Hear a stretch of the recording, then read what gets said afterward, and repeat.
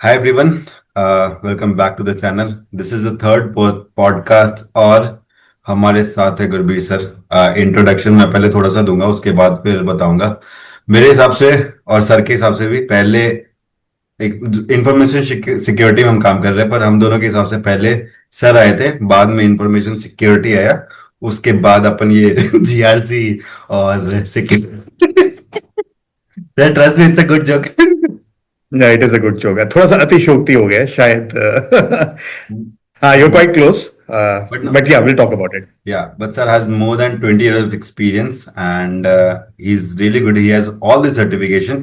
मैं इनका लिंक्डइन डालूंगा डिस्क्रिप्शन में। आप ये पॉडकास्ट स्टार्ट करने से पहले आप इनका एक लिंक्डइन देखो। इनके पास सारे सर्टिफिकेशन के नाम के साथ सीआईएसएसपी जो sir, and congress for the CISSP sir, आपने रिसेंटली ये कंप्लीट किया। हम इसके बारे में भी Thank you. सुनना चाहेंगे, कैसा एक्सपीरियंस रहा, कैसा रहा सब कुछ। बट पॉडकास्ट स्टार्ट करते हैं सर। आपके पास ऑलरेडी क्वेश्चन है और मैंने वो क्वेश्चन देखे, वो क्वेश्चन काफी रिलेटेबल और काफी अच्छा है। मुझे लगता है मेरे साथ साथ मेरे से और भी लोग हैं जो इस डोमेन में है, वो सबके लिए यूजफुल होगा। बट आपके सब उससे स्टार्ट करने से पहले मैं एक इंसिडेंट बताता हूँ। मेरे साथ में ऐसा 2 बार हुआ है कि मैं 2 बार इंटरव्यू देने के लिए गया हूँ, और मुझे या तो जो इंटरव्यू ले रहे हैं ना, he already work with you earlier, और ये already know you from somewhere. तो ऐसा हुआ है, तो मैं बता रहा हूँ सबको। सर का ऑलरेडी हर जगह कनेक्शन है, हर जगह कनेक्शन। भले ही सर अभी कनाडा में बैठे हैं, लेकिन उनका हर जगह कनेक्शन है। नहीं, मोदी ऐसा जी मेरे नहीं साथ सच जानते में अभी तक हुआ मेरे है। को, डोंट वरी अबाउट आप इनका लिंक्डइन इट। देखो, समझ में आएगा कि ये कैसा है। और सर अपन स्टार्ट करते हैं। पहले ये कि आप अपने बारे में थोड़ा सा बताओ कि आपका बैकग्राउंड क्या है, और आप अभी क्या कर रहे हो, किधर पहले काम कर रहे थे, कि मतलब किधर पहले थे। ऑब्वियसली आप पहले इंडिया में थे, आप कनाडा में। आप थोड़ा सा हमारे ऑडियंस को बताओ इस बारे में, फिर हम स्टार्ट ओके, करते हैं। मैं थोड़ा सा इसको छोटा ही रखूंगा, रीजन बीइंग एक्सपीरियंस ज्यादा है। First of all, thank you so much Abhinav for hosting it out. मैं इसको एक ऐसे अपॉर्चुनिटी लेता हूँ कि जिसमें कि हम लोग अपने चैलेंजेस, अपनी अपॉर्चुनिटीज और अपनी स्ट्रैटेजीज के बारे में बात कर सकते हैं। डेफिनेटली इंफॉर्मेशन सिक्योरिटी को मैंने तब से देखा है जब 27001 नहीं था। So you are quite close कि शायद इंफॉर्मेशन सिक्योरिटी से पहले मैं था, नहीं उससे पहले BS 7799 हुआ करता था। And I am talking about 2005 से पहले की बात है ये। तब से मैंने इसमें देखना शुरू किया। मेरा फॉर्मल इनिशिएशन जो था वो 2007-8 में शुरू हुआ, जब मैं विप्रो में काम करता था। और वो लोग उस टाइम पे ISO 27001 2005 जो वर्जन है उसके लिए वो प्रिपेयर कर रहे थे। तो वो टीम बिल्डअप कर रहे थे and they took some of the people from operation. मैं पहले ऑपरेशन में था, क्वालिटी में था। So I was more inclined towards 9001। लेकिन धीरे धीरे जब मेरे को पता चला कि इंफॉर्मेशन सिक्योरिटी क्या है, साइबर सिक्योरिटी क्या है, cyber security is a new term all together for me. मैं वो भी बताऊंगा ऐसा क्यों कह रहा हूं मैं। तो हमारे टाइम पे खाली जो बाइबल माना जाता था वो ISMS को माना जाता था, विच वॉज 27,001 उसके बाद उसके कितने वर्जन आए हैं ये आप सबको पता है। तो वहां से इस फील्ड में शुरुआत हुई। काफी कंपनियों में काम किया, इंडिया में भी विप्रो में काफी साल काम किया। अराउंड 2 इंस्टेंसेस में अगर मैं बोलूँ तो अराउंड 13 साल वहां पे काम किया। और फिर छोटी कंपनीज में भी काम किया, नाम नहीं लूंगा, बड़ी कंपनीज में भी काम किया। इंटरनेशनल एक्सपोजर मेरे को HCL के बाद में UAE में भी मिला, मैं वहां पे 5 साल के लिए था। और इन इन 20 सालों में मैंने वो भी कॉर्पोरेट देखा जहां पे you are the only person जो कि पूरा मैनेज शो कर रहा है। और मैंने वो भी देखा जहां पे कि आपके पास पूरे एक समुद्र में से एक बूंद मिला हुआ है और आप उस खाली बूंद को मैनेज कर रहे हो। तो वो दोनों तरीके का एक्सपोजर रहा है। और बीच में जो ट्रांजिशन होता है कि जब बूंद होता है तो आपके पास कुछ करने को खास होता नहीं, आप जस्ट खाली प्रोसेस को फॉलो कर रहे हैं। लेकिन जब आप अकेले होते हैं तो आपको वो प्रोसेस बनाना भी पड़ता है, उसको इम्प्लीमेंट भी करना पड़ता है। तो वो हर तरीके का एक्सपोजर इन 20 सालों में रहा। फिलहाल मेरे को 3 साल हो गए मेरे को कनाडा आए को। और कनाडा में मैं एक यहाँ की आई वुड से बिगेस्ट इंश्योरेंस कंपनी है कनाडा लाइफ। मैं वहाँ पे CRO टीम, जैसे चीफ रिस्क ऑफिसर हैं, उनकी टीम में मैं मैनेजर हूँ। और प्राइमरली मेरा रोल कैनेडा लाइफ में सेकंड लाइन ऑफ डिफेंस है. So we can talk about it. Segregation, first line of defense, second line of defense, third line of defense. But हाँ, ओवरऑल 20 साल में ये सब कुछ अचीव किया. अच्छे दोस्त बनाए, जैसे तुम मेरे दोस्त बने, अमन था, काफी लोग थे. अच्छे बॉसेस भी मिले, अच्छी रिलेशनशिप्स भी बनी. तो it has been a good show so far. Thank you. Yeah sure sir, Aman sir का पॉडकास्ट भी ऊपर मैं डाल दूंगा, नहीं देखा देख हाँ. लेने के लिए। और इसके साथ नाइस में नाइस. मेरे और सर की इंटरेक्शन हुई थी जब मेरी पहली जॉब थी एचसीएल में. I was started in HCL in 2017 and Ajay sir तो पूरा लीड करते थे. उसके बाद आप technically you were my first manager, और उसके साथ ही हमारा ये सिलसिला चलता गया, ये प्यार भरा सिलसिला चलता गया. बट सर, मेरा पहला क्वेश्चन ये है ना कि ऐसा चैलेंजेस क्या है being a risk professional, being a cyber security professional? ऐसे जनरल चैलेंजेस क्या होते हैं लोगों के, मतलब? तो ये एक ऐसी फील्ड है जहां पे आप आराम से नहीं बैठ सकते. That is the biggest challenge out से. 20 साल में मैंने ये देखा है कि अगर आप सोचो कि आपने दो चीजें कर ली हैं और उसके बाद में अब आपकी लाइफ सिक्योर है, इंफॉर्मेशन सिक्योरिटी में सिक्योरिटी ही नहीं है अनफॉर्चुनेटली. आपको हमेशा अपने आप को अपग्रेड करना पड़ेगा, आपको अपने आप को अपस्किल करना पड़ेगा, आपको हमेशा अपनी मार्केटेबिलिटी रखनी पड़ेगी अपने सामने. आपको हमेशा वो एक होता है कि एक टारगेट प्रोफाइल होता है जिसको मैं बोलता हूँ. मान लीजिए अगर आप डेप्यूटी मैनेजर है, कल को आप कहीं मैनेजर बनना चाहते हैं, राइट, तो आपके सामने एक टारगेट प्रोफाइल है. आपको हमेशा उस जद्दोजहद में लगे ही रहना पड़ेगा कि ओके फाइन, मैनेजर के लिए मेरे को 5 चीजें चाहिए, अभी मेरे पास 3 चीजें, let me work on these 2 things.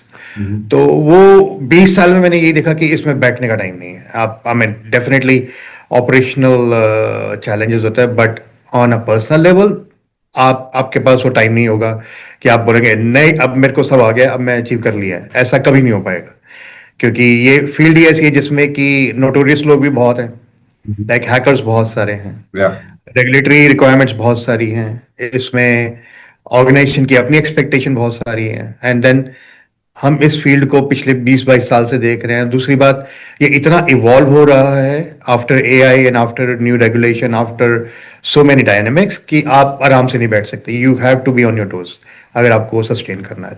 तो यही चैलेंज है कि आप आराम से नहीं बैठ सकते. You can not sit idle actually. ये बात तो सही है सर. मतलब एक जनरल होता है, मतलब एक लोग होता है कि नहीं यार, अब इस लेवल के बाद पढ़ाई नहीं होती, अब पढ़ाई नहीं हो पाती. मतलब एक हर लेवल पे हर एक पोजीशन के लिए आपको अपस्किल करना पड़ता है. आपने अभी सीएसपी किया और आपने मतलब सारे ही सर्टिफिकेशन किया. मैं देख रहा था सारी सर्टिफिकेशन आपके, इवन आपके नाम के साथ भी. आपको अगर मैं टैग करूँ ना तो आपके नाम के साथ सारे सर्टिफिकेशन भी आ जाते हैं. तो ये एक बहुत ही तो अच्छा. इट्स जस्ट लाइक कि आप, मैं इसको ऐसे देखता हूँ अभिनव, जब जब हम जंग पे जाते हैं और आपके पास अच्छे हथियार नहीं है तो आप पहले ही मारे जाएंगे. हाँ. और ये एक जंग है क्योंकि I am 47 right now and I have competition with young blood like you. Hmm. तो you guys are very very energetic, you are very and good thing is that the exposure that you would have what would be much more than the exposure that I would have if I sit idle. तो क्या होता है कि मेरे को अपने आप को मार्केटेबिलिटी रखने के लिए I have to keep an eye कि मेरे को किस, जैसे मैंने बोला, टारगेट प्रोफाइल पे जाना है. तो उसके लिए मेरे को क्या चीज़ें चाहिए, मैं उसी जद्दोजहद में पिछले 6-7 साल में काम के साथ में सर्टिफिकेशंस के ऊपर में बहुत फोकस रहा है. और उसने मेरे को बेनिफिट भी किया है. नॉट जस्ट लाइक कि मेरे को अच्छी प्रोफाइल्स भी मिली हैं. जब भी मैं अक्रॉस द टेबल किसी से बात करता हूँ वो एक डेप्थ आती है डिस्कशन में. दूसरी बात क्या होती है कि आप किसी जॉब अपॉर्चुनिटी के लिए जब अप्लाई करते हैं तो अदर पर्सन ऑल्सो नोज की okay fine, you can not beat around the bush. तो वो रहता है. तो एंड इसमें कभी भी मेरे को नहीं लगता कि मैंने कुछ अभी तक अचीव किया है. इसमें बहुत बड़ी फील्ड है, अभी बहुत कुछ अचीव करना बाकी है इसमें भी और भी. यही तो सर पॉजिटिव माइंडसेट है, इसी के तो हम फैन हो गए थैंक हैं. You. Thank you so much. Sir अभी आप बताओ ना, एक ऑडिट वर्सेस रिस्क रियलिटी की बात करते हैं. मतलब एक हमारा परसेप्शन है. माइंडसेट की, एब्सोल्युटली वेरी गुड क्वेश्चन. हाँ. मेरे पास 40 मिनट है, उनको बहुत सारी बातें करनी, इसलिए I'll keep and Abhinav, you and me, we both have very good frequency, right? So I know what you're thinking. So audit feel, मैं पहले, before I say this thing to everyone, I would say I respect the audit work and I don't demean that work. But हो क्या रहा है कि just because of the pressure from the organization, just because of the pressure from regulator. It's just a check most of the times. तो आप auditor चाहे वो big four से, I am sorry if I am breaking someone's heart, but that's a reality. उनको एक set parameter के अंदर ही सोचना होता है, वो उसको बियॉन्ड नहीं सोचते हैं. मेरा एक्सपीरियंस ये रहा है कि ऑडिटर्स को should go beyond checklist. It has to be a open forum. अगर जंग जीतने जा रहे हो, जंग लड़ने जा रहे हो, तो पूरा खुल के लड़ो. ऐसा ही नहीं है कि मेरे को खाली एक ही दायरे में रखना है, क्योंकि रिस्क वहीं पे निकलेगा. और डिफरेंस यही रहा कि जब रिस्क मैनेजमेंट में आया तो it open up all the gates. अभी खाली मेरे को एक रेगुलेटर के बारे में नहीं सोचना, मेरे को पूरे बिजनेस के बारे में सोचना है. और जब मैं बिजनेस की बात कर रहा हूं तो मेरे को उसकी स्ट्रैटेजी, उसके गोल्स, उसके ऑब्जेक्टिव के बारे में सोचना है. उसके बाद में मेरे को देखना है कि इंफॉर्मेशन सिक्योरिटी उसको कैसे कॉम्प्लीमेंट करता है. और then I work in those interest, not just to satisfy requirement of an audit. तो definitely audit is a very very good stepping stone to understand how technology works. और कैसे people management होता है, कैसे challenges होता है, कैसे negotiations होती हैं. बट अल्टीमेटली आपको अपना हराइजन बढ़ाना पड़ता है. एंड आई थिंक उसके बाद में risk management is one of the key factor that you should consider. बिल्कुल सर, मुझे भी ना ये चीज फील होती है कि कभी कभी ना हम ना वो ऑडिट चेकलिस्ट में बन जाते हैं. एंड इवन कंपनीज ऑल्सो, उनको सिक्योरिटी से पहले वो ऑडिट वाले पैरामीटर मीट होने चाहिए, उनसे मतलब होता है. मुझे ऐसा रियलाइजेशन होता है, जो आपने बोला ना कि बियॉन्ड स्कोप जाके देखना चाहिए, ये काफी अच्छी बात है. मतलब मुझे भी ऐसा फील होता है कि हम ना वो चीजें मिस कर रहे हैं कहीं ना कहीं. एज ए न्यू ऑडिटर हम चीजें कभी मिस करते हैं वो चीज. मैं उसको ऐसे देखूंगा अभिनव कि जब नए ऑडिटर होते हैं, शायद हमारे पास वो लीवे नहीं होता है, या वो लिबर्टी नहीं होती कि आप एकदम से जाके किसी भी मैनेजर को बोलो, boss what are your objective. आप शायद वो नहीं बोल पाएंगे. हो सकता है मैनेजर को भी नहीं पता होगा कि ऑब्जेक्टिव क्या है. लेकिन जब आप एक लेवल पे पहुंच जाते हैं, जैसे आपके पास भी 7-8 साल 10 साल का एक्सपीरियंस है, now when you are sitting across the table, आप डेफिनेटली अपने स्ट्रेटेजी बना सकते हैं. Ask them like what are your objective, what are you trying to achieve. If audit का ऑब्जेक्टिव खाली पास करना है, so this is not an objective.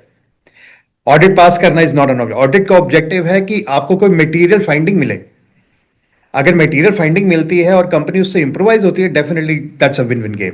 कि ऑडिटर ने भी 4 ऑब्जर्वेशन दिया है और जो मेजर कंपनी को इंपैक्ट करता है और कंपनी उस पर काम करती है, then it's a win win game. But अगर ऑब्जेक्टिव ऑडिटर का है कि मेरे को खाली पास करना है और ऑडिटर का है मेरे को खाली पास करना है, तो अनफॉर्चुनेटली आप दोनों ही हार रहे हैं.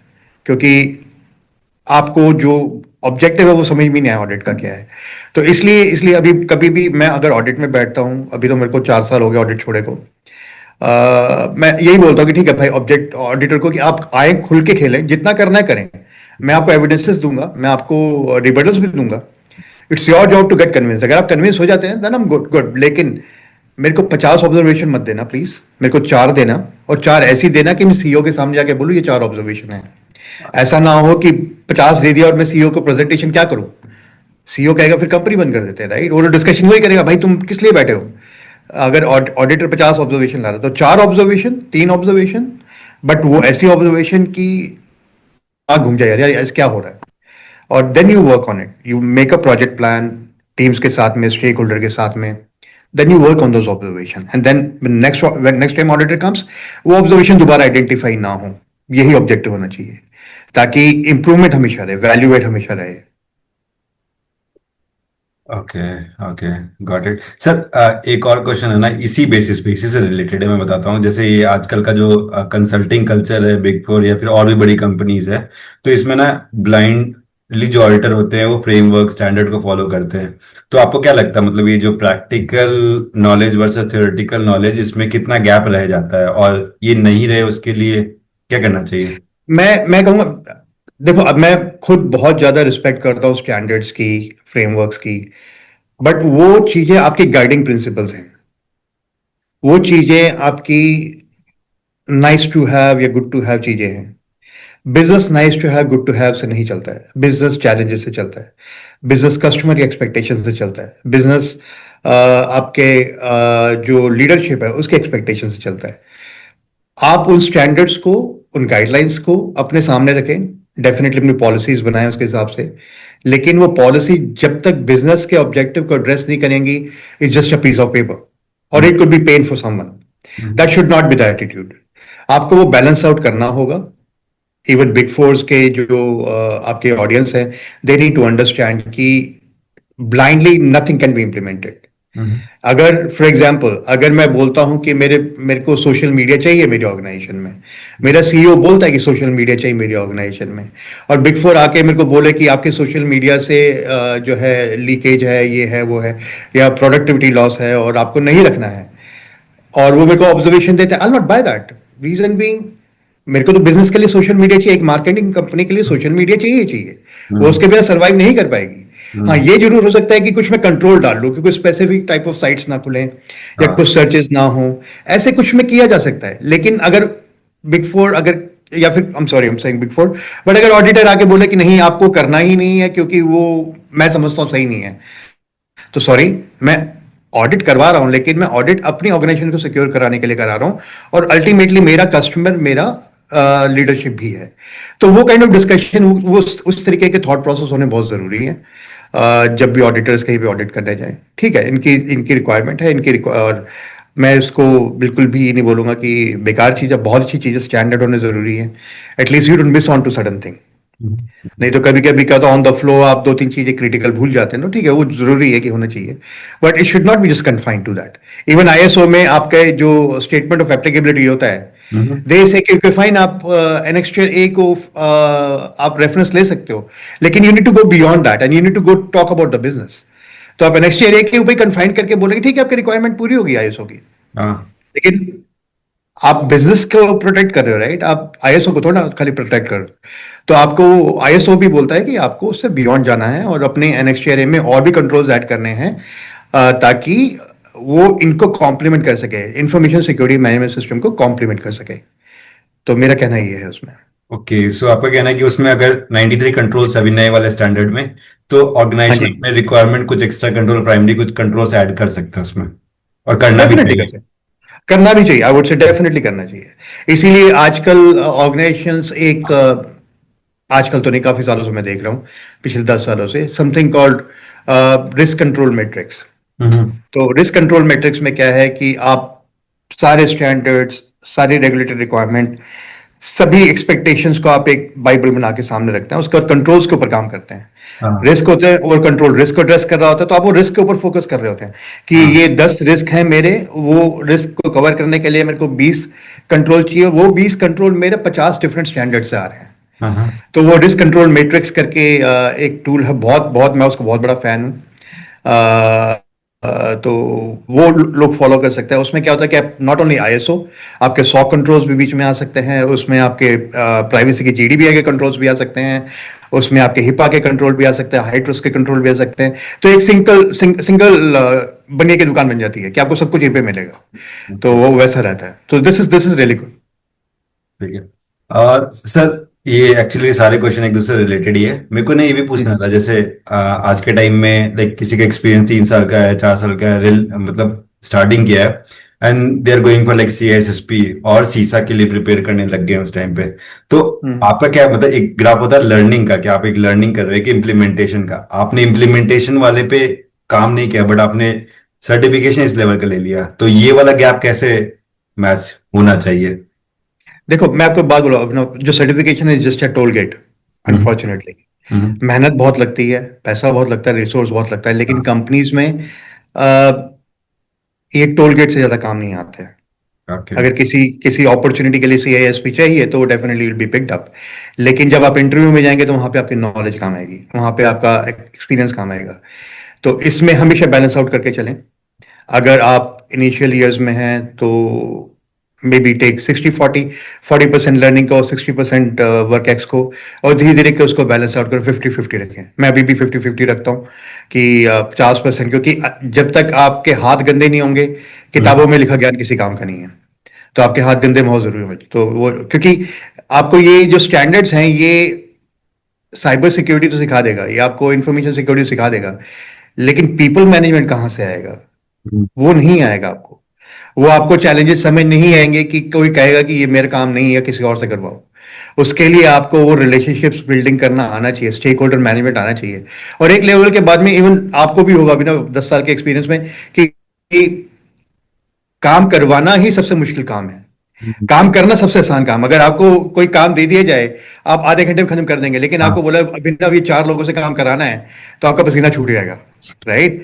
तो तो वो होता है। अब उसमें क्या है कि आपकी पीपल मैनेजमेंट, आपके इंटरपर्सनल स्किल्स, आपकी लैंग्वेज, आपके चॉइस ऑफ वर्ड्स, टोन, ये बहुत ज़्यादा मैटर करते हैं। और फॉर्चुनेटली मेरे पास, आई बिन लकी कि मेरे कुछ ऐसे मैनेजर्स रहे हैं जिनको मैं अभी भी रात को 11 बजे फ़ोन करता हूँ। दे पिक अप द फोन और दे, हाँ बताइए क्या क्या क्या हेल्प चाहिए। और वही वही एक चीज़ है जो कि I am trying to implement किसी तरीके से। हम सब लोग इवॉल्व हो सकें धीरे धीरे। सब अपनी अपनी रेस में है, कोई तेज भाग रहा है, कोई धीरे भाग रहा है, लेकिन भाग सभी रहे हैं। कोई बैठे ना, हाँ। है ना। Be consistent sir. आपने बोला ना काम करवाना बड़ा मुश्किल है, मैंने ना इसका एक हैक निकाला था एक्चुअली। तो क्या हुआ ना कि हम्म। मेरे एक पुराने प्रोजेक्ट में एक मैनेजर ना, वो मेरे को काम देते थे। तो मैं उनसे हम्म। बहुत सारे क्वेश्चन पूछता था कि कैसे करना है, क्यों करना है, क्या करना है, कैसे करना तो है। काम नहीं करने देंगे। तो आधे घंटे बाद ये लाइक कि रहने दे, मैं कर लूंगा, ये हो गया है। तो मैंने ये हैक निकाला था। I think I can recall some of our discussion now. But good. Hmm. तो ये चलो ठीक है। अभी ना एक सर एक बहुत अच्छी चीज के बारे में बात करते हैं, एआई के बारे में। एआई ना हर जगह ही Hmm. है, हर जगह एआई है। तो Hmm. अपने रिस्क कल्चर में मतलब हर जगह बात हो रहा है, तो आपके पर्सपेक्टिव से आपको क्या लगता है कि गवर्नेंस को कैसे इम्पैक्ट करेगा? मतलब रिस्क हमारे लिए क्या एक अपॉर्चुनिटी है, थ्रेट है? क्या ये ऑडिट को रिप्लेस कर सकता है? आपका क्या? मैं आपको एक बात बोलता हूँ, किसी भी जंग में जाओगे, अगर आपको अपने दुश्मन का नहीं पता तो आपके लिए थ्रेट है। मैं इसको ऐसे देखता हूँ। ओके। 20 साल में मैंने देखा है कि अगर आपको कोई भी चीज़ है जो आपको समझ में नहीं आ रही है, हम्म, दैट्स ए ह्यूमन टेंडेंसी। जो आपको कोई बहुत बड़ी चीज़ लगती है, जो आपको समझ में नहीं आ रही है, जब तक आप उस चीज़ को समझोगे नहीं, वो आपके लिए थ्रेट है। आपको समझना जरूरी है। तो एआई डेफिनेटली, और ऐसा भी नहीं कि एआई अभी आया है, एआई पिछले 15-20 साल से इंडस्ट्री में रहा है, हम्म, लेकिन पिकअप अब हुआ है। अब दूसरी एनवीडिया का कंपनी है, और भी एएसएमएल जैसे कंपनी है, ऐसी बड़ी बड़ी कंपनी है जो कि अब बहुत ज़्यादा, because it's a new thing in in market now. पहले ये गूगल और फेसबुक और ट्विटर कंपनीज तक कन्फाइंड था, लेकिन अभी क्या है, ये एकदम ओपन अप हो गया। हाँ, अब क्वेश्चन तुम्हारा जो बहुत अच्छा क्वेश्चन है कि how do I see GRC. कुछ चीजें हो सकती हैं जो एआई के थ्रू बंद हो जाए, कुछ चीजें हो सकती हैं, लेकिन मेरे को नहीं लगता कि AI would be able to replace human completely. वो नहीं हो पाएगा। कुछ इंडस्ट्रीज ऐसी डेफिनेटली हो सकती हैं जिसमें कि ऑटोमेशन है। फॉर एग्जांपल कॉल सेंटर की इंडस्ट्री थी, हमने देखा एआई से काफ़ी चीज़ें उसमें कॉल सेंटर इंडस्ट्री में बैक जॉब लॉस हुआ है।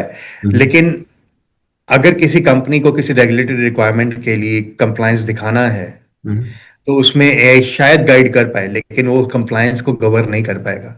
उसके लिए आपको आपको एक आदमी की ही जरूरत पड़ेगी। उसमें अभिनव की और गुरबीर की रिक्वायरमेंट होगी, जो कि उसको अटेस्ट कर सके, क्योंकि एआई 100%, ठीक है, वो आपको आपको आंसर दे रहा है, लेकिन वो 100% ट्रूथ नहीं है। आज तक चैट जीपीटी ने भी, ये कैपिटल ने भी, या किसी भी एआई ने भी ये नहीं बोला कि हम जो आपको दे रहे हैं वो 100% करेक्ट है। वो हमेशा ये डिस्क्लेमर देता है कि भाई अपना देख लो, मैंने ये बोल दिया है कि 2 दूनी 5 है, आपका 5 है या नहीं है, वो आपका आपका प्रोरोगेटिव है। हाँ, तो वो जो प्रोरोगेटिव वाला क्वेश्चन है, वहां वहां पे हम लोग हमेशा रहेंगे। और डेफिनेटली हमारी फील्ड में एआई का बहुत बड़ा इम्पैक्ट आ रहा है, और आने वाला भी है। उसके बाद में जो बड़ी, एआई के बाद में जो बड़ी एक चीज आने वाली है, वो क्वांटम कंप्यूटिंग आने वाली है, which is just on the verge. Hmm, एक बार क्वांटम कंप्यूटिंग आ गई, आपकी और सारी इंक्रिप्शन की मेथोडोलॉजीज फेल हो जाएंगी, आपके इंक्रिप्शन चेंज हो जाएंगे। तो we this is just like a race, we can not set. AI के लिए स्टार्ट प्रिपेयरिंग फॉर इट। अभी कुछ अच्छी सर्टिफिकेशन इसाका की भी आई हैं, और मार्केट में बहुत ज़्यादा डिस्कशन हो रहा है, जनरेटिव एआई के बारे में डिस्कशन हो रहा है। गेट इन्वॉल्व इन इट, क्योंकि एक बार आप उसमें इन्वॉल्व होंगे, आपको पता चलेगा क्या डिस्कशंस हैं। हो सकता है 10 में से 2 चीज़ें समझ में आए, लेकिन कुछ तो समझ में आएगा, और समझेंगे तो कुछ रिस्क नहीं है फिर। बिल्कुल बिल्कुल। अभी मैंने रिसेंटली सर आईएसओ का 42001 का सर्टिफिकेशन किया, लीड इम्प्लीमेंटर और एडिटर दोनों किया। और वेरी मैंने नाइस। बहुत कुछ सीखा। और मैं एक बहुत छोटी चीज बताता हूँ, वो जो ट्रेनर थे उन्होंने बताया कि we are using AI from a long time, बहुत टाइम से यूज कर रहे हैं। जैसे एक्सेल में हम जो फॉर्मूला भी लगा रहे हैं ना, that is also kind of an AI only. But हम उसको उस लेवल से देख नहीं रहे हैं। अभी क्या ना कि अभी वो जनरेटिव एआई अपन पूछ रहे हैं और वो रिस्पॉन्स दे रहा है, दैट इज जनरेटिव एआई। और आपने जो बहुत जो बताया ना कि जब वो सुपर ह्यूमन सुपर कंप्यूटर आ जाएगा तो फिर वो पोस्ट क्वांटम क्रिप्टोग्राफी चली जाती है, उसमें बहुत चीज आ जाती है। ये मैं इसलिए हम्म। शॉक कर रहा हूँ क्योंकि मैं मेरा उधर पीएचडी का भी चल रहा है, तो मैं बता रहा हूँ कि वेरी नाइस। मैंने पोस्ट क्वांटम क्रिप्टो में यही सारी बातें चल रही जो आप बोल रहे हो ना, वही सारी बातें उसमें राइट। भी चल रही है। कि हाँ वो हम्म। बाद में वो एआई और इनहेंस करने वाला, अपन तो अभी जनरेटिव एआई पे ही है, तो और इनहेंस करने वाला। तो इसके लिए हम लोगों को अपस्किल होना पड़ेगा। और आपने जो बात बोली ना कि किसी भी लड़ाई में जा रहे हो तो उससे पहले तैयारी कर लो, नहीं तो फिर आगे खून ही बहेगा। तो मुझे हम्म। लगता है कि इसाका के और आईएसओ की भी सर्टिफिकेशन हमें करनी चाहिए। और coming to the next next question sir, अब आप ना अब उस लीडरशिप वाले रोल में अब जा हो, या फिर और भी ऊपर लीडरशिप में जाओगे। मेरा क्वेश्चन ना एक सीआरओ के ऊपर है कि अगर, देखो सर डिफरेंस बताता हूँ, आप भी समझ रहे हो मैं भी समझ रहा हूँ ना कि आज से 5 साल 10 साल पहले या फिर आज के टाइम पहले के टाइम पे ना सीआरओ उतना टेक्निकल नहीं होता था, पर्सन एज ए पर्सन उतना टेक्निकल नहीं होता था, चीफ रिस्क ऑफिसर। आज के हम्म। टाइम पे आपको क्या लगता है कि टेक्निकली क्या स्ट्रांग होना चाहिए, क्या चीजें बेसिकली उसे पता होनी चाहिए उस लेवल पे? देखिए, जो जो जब भी सी लेवल आ जाएगा ना किसी भी हम्म। ऑर्गेनाइजेशन में, तो वहां पे नॉलेज से ज्यादा नंबर्स मैटर करते हैं। अगर आप सीएफओ से बात करेंगे तो प्रॉफिटेबिलिटी के बारे में बात करेगा, राइट। सीईओ की बात करेंगे तो उसके अपने ऑब्जेक्टिव होंगे। सीआरओ भी जब डिस्कशन करता है या आगे भी करेगा, डेफिनेटली उसको अंडरस्टैंड करना चाहिए कैसे टेक्नोलॉजी काम करती है, लेकिन अल्टीमेटली उसका ये रहा है कितने हाई रिस्क है, कितने मीडियम रिस्क है मेरी कंपनी में, ये कितने मॉडरेट रिस्क है, या फिर रिस्क की वैल्यू कितनी है, कितने मिलियन का रिस्क है। तो वो वो जो एक टेंजेंट है, that is a different tangent all together when you wear that hat. लेकिन आप उसको पहुंचने के लिए आपको टेक्निकल कुछ पेयर मिनिमम होना जरूरी है। ऐसा नहीं है, मैं बहुत स्ट्रगल कर रहा था, मैं this this has been my biggest pain area as well till few years down the line. मैं सोचता था कि जीआरसी साइबर सिक्योरिटी को गवर्न करता है, और जीआरसी अगर है तो आप साइबर सिक्योरिटी या आईटी सिक्योरिटी को गवर्न कर सकते हैं। लेकिन ऐसा नहीं है। अल्टीमेटली होता ही है कि जब कोई फायरवॉल रूल्स की बात करता है, आपको पता होना चाहिए कि फायरवॉल रूल्स कौन कौन से हो सकते हैं, क्या नहीं हो सकते। कि हम्म। जब कोई पैच मैनेजमेंट की बात करता है, आपको पता होना चाहिए कि पैच मैनेजमेंट में क्या देखना है क्या नहीं देखना। जब कोई बैकअप की बात करता है, तो आपको बेसिक अंडरस्टैंडिंग होना बहुत जरूरी है। और वो आप या तो आप एंड टू एंड आईटी में ऑपरेशन में हो तभी आपको आता है, या फिर आपको क्या करना है, आपको उनके साथ काम करना पड़ेगा, और या फिर आपको पढ़ाई करनी पड़ेगी। You are like graduate from triple IT, तो आपको ये चीज़ कॉलेज में सिखाई गई है, राइट। हम लोग कॉमर्स ग्रेजुएट थे, हमें तो बैलेंस शीट सिखाई गई थी। तो इसीलिए थोड़ा सा वो बैलेंस अब वहां पे भी करना पड़ेगा आपको। ऐसा कुछ नहीं है कि खाली आईटी आएगा तो आप इंफॉर्मेशन सिक्योरिटी आएगा, और ऐसा भी नहीं है कि आपको जीआर से आएगा तो आपको इंफॉर्मेशन सिक्योरिटी आएगा। आपको दोनों ही आना एक एक लेवल पर जरूरी है। और जब तक आपके पास दोनों स्किल सेट नहीं होंगे, तो वो सीआरओ लेवल पे बहुत डिफिकल्ट होगा। हालांकि अभी भी कई बड़ी ऑर्गेनाइजेशंस ऐसी हैं जिसमें कि CROs are just like a leadership, they have no knowledge about information security. लेकिन आप ये सोचें कि 15-20 साल में पिछले जो हमारी पॉपुलेशन है इस फील्ड में, वो बढ़ती जा रही है, और हमारे कई लोग सीआर हो गए हैं। For example, I talk about Mastercard, उनके जो वीपी हैं Abhishek sir, he used to work in Wipro. और वो आज की डेट में वहाँ पे पूरा रिस्क डिवीजन को संभाल रहे हैं। And it's a big thing कि मास्टर कार्ड जैसी कंपनी में एक विप्रो से निकले हुए एक हमारे वेटन है, जो कि अब आज वो इतने बड़े प्रोफाइल पर पहुंचे। और भी बड़े लोग हैं जो वहाँ पे बैठे हुए हैं, उनके नीचे एक सरदेंदु सरकार हैं, वो भी आज की डेट में वहाँ पे रिस्क डिवीजन को लीड कर रहे हैं। एंड वो वहां तक पहुंच पाए हैं, रीजन बीइंग उन्होंने अपने हाथ गंदे करे हैं इस काम में। तो definitely time is coming wherein CRO needs to understand how technology works, and he needs to also understand how business work. वो एक कॉम्बिनेशन होना बहुत जरूरी रहेगा। ओके सर, एक और टॉपिक जो अभी रिसेंटली बहुत हाइप हो गई है कि साइबर सिक्योरिटी इन इजराइल, मतलब इजराइल में साइबर सिक्योरिटी का जो वो ग्लोबली ऐसा है ना कि उसको काफी स्ट्रांग है। तो मेरा क्वेश्चन ये है कि मे बी लाइक इजराइल की बात नहीं करते, एक बेसिक बात करते हैं कि आपने इतना एक्सपीरियंस इतना टाइम आपने इंडिया में दिया, आपने सिमिलरली काफी टाइम स्पेंड किया यूएई में, आप काफी टाइम स्पेंड किए इधर कनाडा में, तो आपको क्या लगता है कि ऐसा क्या इकोसिस्टम है जो इंडिया में है, यूएई में था या फिर कनाडा में है, और अगर बीइंग इंडिया में अगर कुछ चीजें मिसिंग है as a terms of knowledge perspective या फिर वर्क पर्सपेक्ट, तो क्या चीजें बेटर होनी चाहिए, हमें क्या इवॉल्व करना चाहिए? मेरे हिसाब से इंडिया इंडिया अभी बहुत प्रोग्रेसिव स्टेज पे है। हम्म। जहां तक मैं इंडियन इकोनॉमी या इंडियन लैंडस्केप के बारे में बात करूं, लेकिन जो एक बहुत बड़ी मिसिंग चीज जो मैंने यूएई में देखी थी UAE in times of size और पॉपुलेशन शायद एक छोटी कंट्री थी एज कंपेयर टू इंडिया, लेकिन उनका अपना एक नेशनल लेवल पे एक स्टैंडर्ड है साइबर सिक्योरिटी के लिए, जिसका वो नीसा बोलते हैं, ओके। राइट। और कंट्रीज भी हैं जिनका अपना खुद का standard, GCC definitely gulf countries में उनके अपने स्टैंडर्ड होते हैं। तो होता ही है कि सारी ऑर्गेनाइजेशन वो स्टैंडर्ड फॉलो करती हैं, और हम्म। उसकी वजह से क्या होता है कि सबका एक बेयर मिनिमम सिक्योरिटी पोस्चर होता है। हम्म। इंडिया में अनफॉर्चुनेटली अभी तक वो स्टैंडर्ड नहीं आई। Hope someone is working towards that कि एक बेसिक स्टैंडर्ड हो। आप नॉट नेसेसरीली आईएसओ 27001, आप कुछ खुद का अपना एक इंडियन स्टैंडर्ड बना सकते हैं। Let's talk about China. China की साइबर सिक्योरिटी एंड इसराइल की साइबर सिक्योरिटी क्यों इतनी मैच्योर है? रीजन बीइंग उन्होंने हर चीज अपनी कंट्री के हिसाब से बनाया हुआ है। उन्होंने अपनी हर चीज अपनी कंट्री के अपने ऑब्जेक्टिव के हिसाब से बनाया हुआ है।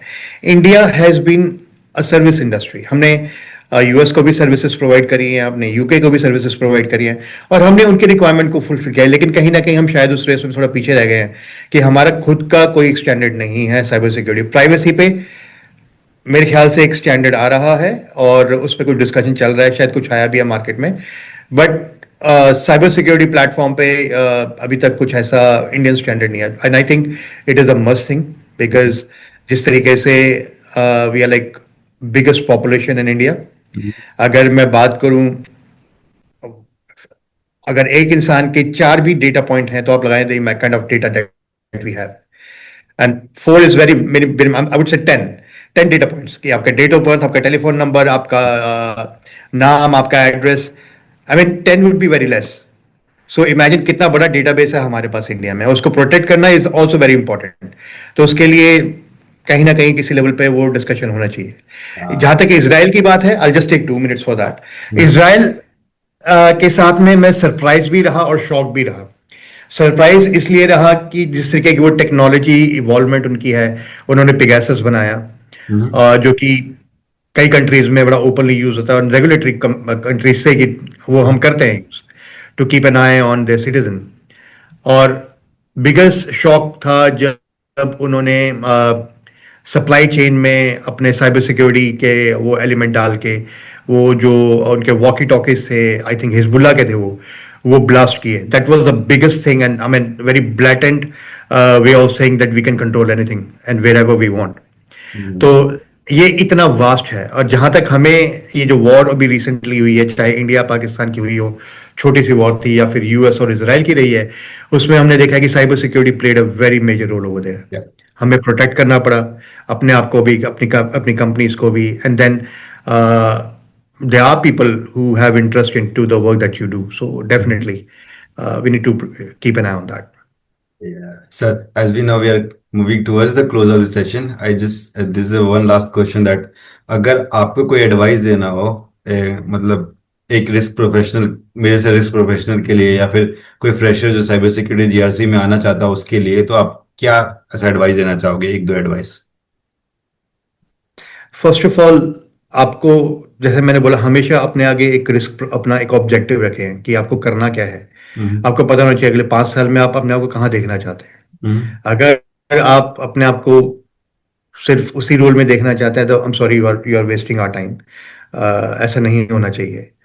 आई I always say to everyone, अगर आप पिछले 6 महीने में इवॉल्व नहीं हुए हैं, if you are still sitting in the same place way you were 6 months back, that's your loss, no one else is loss.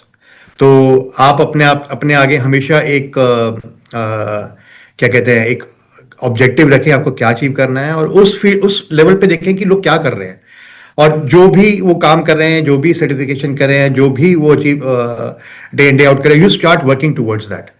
तो maybe take 3 years, maybe 2 years, 3 years, but that's up to you how much you want to put into it. लेकिन अगर आप आराम से बैठ गए तो बहुत दिक्कत हो जाएगी। और दिक्कत है, एक बात सही है। सर, एक लास्ट क्वेश्चन जो मैं ना हर पॉडकास्ट के एंड में पूछता हूँ सबसे, if you have a chance to give advice to your 15 year younger self, आप क्या बोलना चाहोगे कि आपको उस टाइम पे क्या करना चाहिए था? Take it easy. This is not हाँ। going to be over just now. This is not going to be over in a day or so. So take it easy. Take your own time. अगर आप सोचो कि within 6 months, 1 year, 2 year, 5 year, 10 year, you can achieve, no, nothing. It's just like evolving so fast. So take it easy. I mean, always give time to yourself.